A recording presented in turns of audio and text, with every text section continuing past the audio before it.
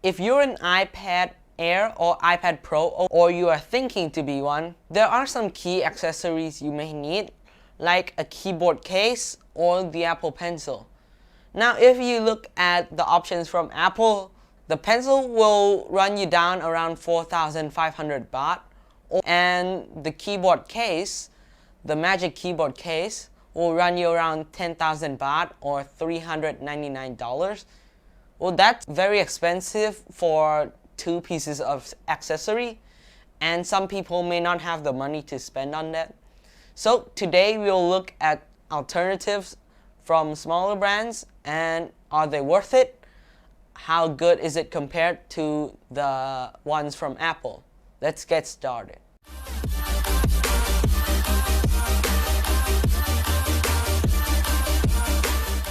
Okay, so I'll first look at the case. We have the Folio Pro 2 from Genius Gadgets. So, well, we'll unbox it.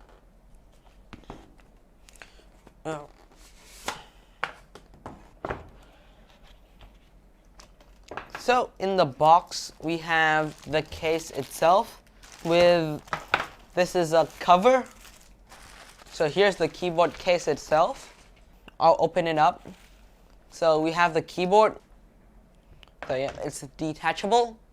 So here's the keyboard. So the case itself has 6 positions. Number 1 is this. Number 2. Number 3. Number 4. Number 5. And number 6. The material on the back here is ABS and soft leather. So the camera bump for the iPad Pro, but iPad Air is also compatible, which we'll be using for testing. We have the holes for the speaker. It should help protect the iPad from bend issues and can help slightly when dropping it. So when we're traveling, you can use the keyboard, which connects to it.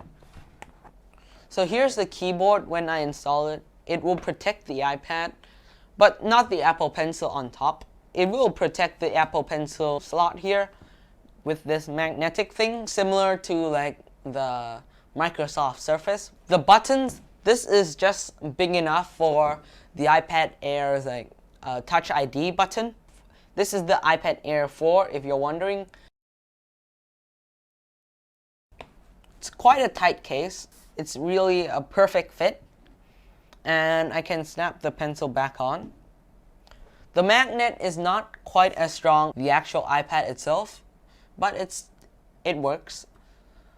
The Touch ID sensor perfectly fits, as you can see. We are inside, so I will just test this pencil case. So when we close the iPad with the keyboard, it snaps the pencil inside this like compartment. Alternatively, if you don't want to carry the keyboard around, they also include this cover, which we can snap on the same way. Yeah, so we don't have to carry a heavy keyboard with us. But I say this cover, it doesn't fit as snugly as the keyboard.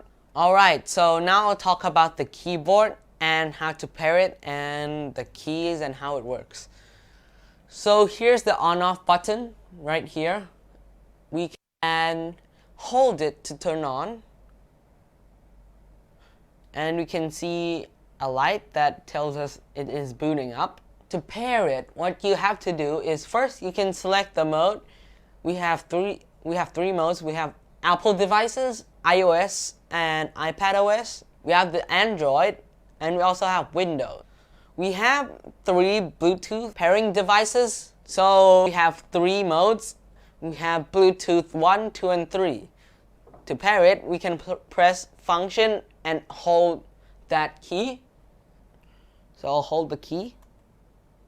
So now it's blinking the Bluetooth key right here. I can find it on my iPad. And now we are connected. So upon connecting, there is the backlight on the keyboard. So we can change the keyboard backlight intensity using this key. So this is 1, 2, and 3. We can also change the color. We have purple, teal, green, blue, red, white, and yellow. There are some function keys up here, so let me just hook my iPad on. We have this one to go home. We have undo, have search button, so we can search on the iPad. We have like the brightness. We have the keyboard button to bring it back, to bring it up. We have the screen capture button. We have this one, which brings us to all the apps we open. And we have a bunch of media controls here. So skip forward, we have mute, volume up, volume down, the play pause. We also have a lock button and a delete button. So keyboard layout is similar to Mac. So we have like the options, control, function, command. Okay, so the keyboard feels like, if you used it before, it's the first generation MacBook Air. It has quite a long travel distance compared to Mac, but the differences between that is this is slightly more mushy than the MacBook Air first generation keyboard. From what I use, it is quite fun to type on, and it does have some noise, so it's not like silent.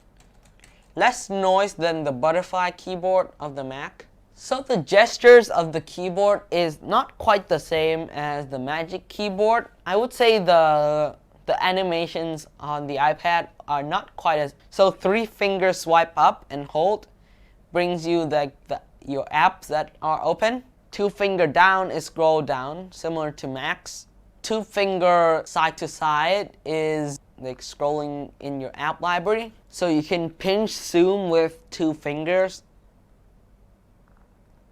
3 fingers left and right will bring you like this kind of app you have used in the past. I want to bring up YouTube. Lifetime is around 60 hours using it, so it's pretty good. It doesn't drain the battery of the iPad. However, it doesn't charge it as well because we don't have any connectors. Okay, so now is the time for the Genius Pencil 2. I don't know how genius it would be, but I'll go and unbox it. So upon opening it, you have this like paperwork thing.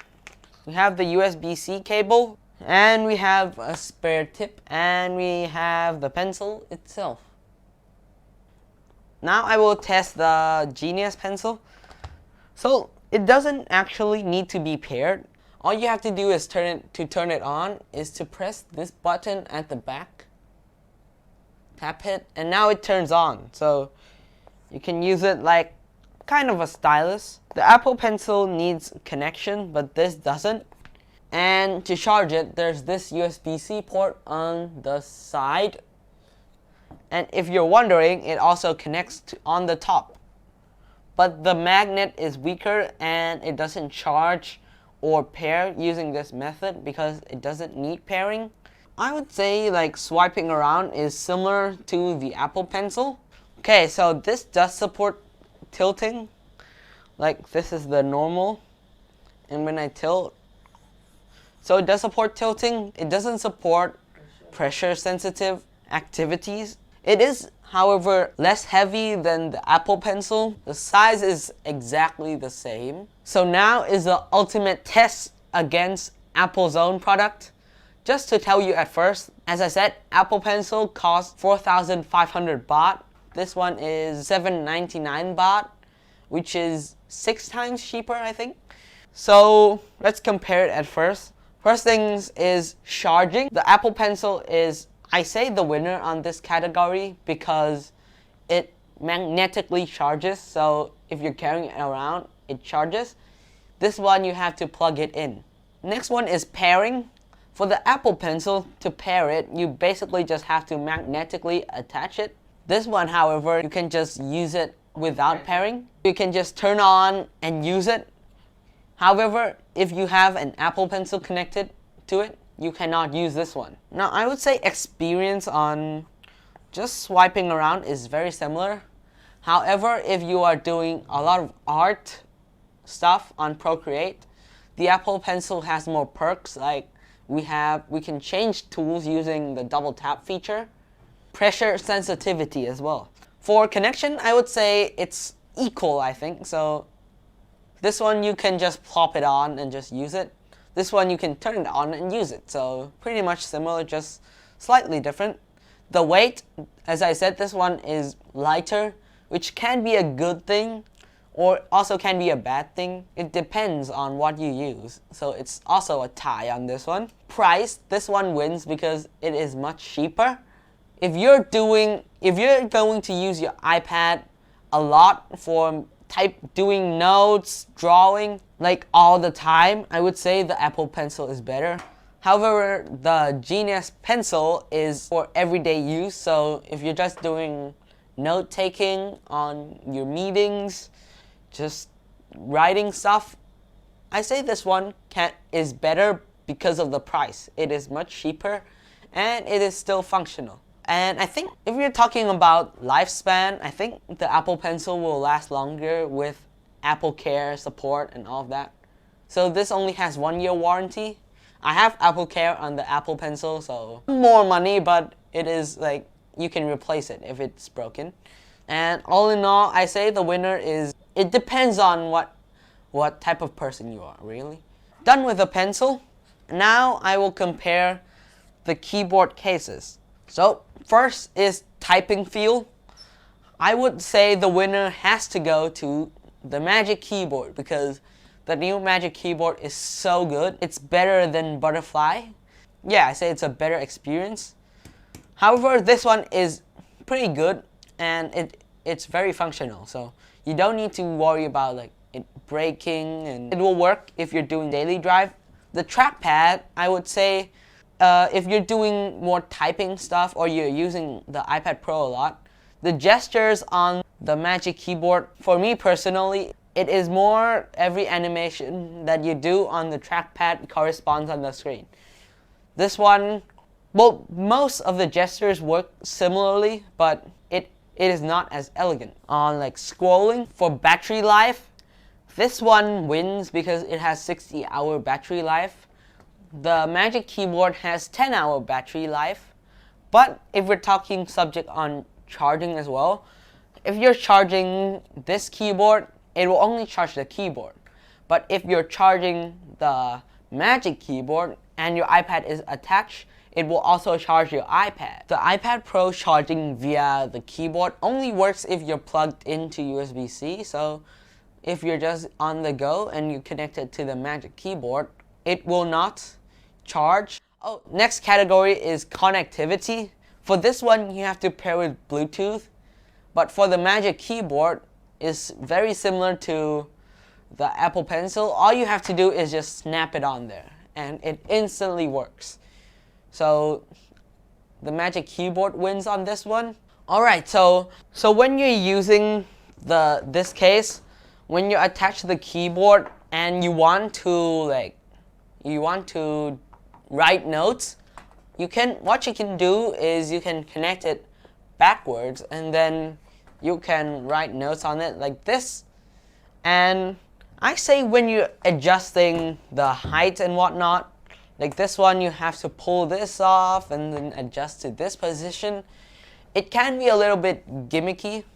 So I say for like level adjustment, the Magic Keyboard will be better because it is more precise and the hinge is better. This one is in levels.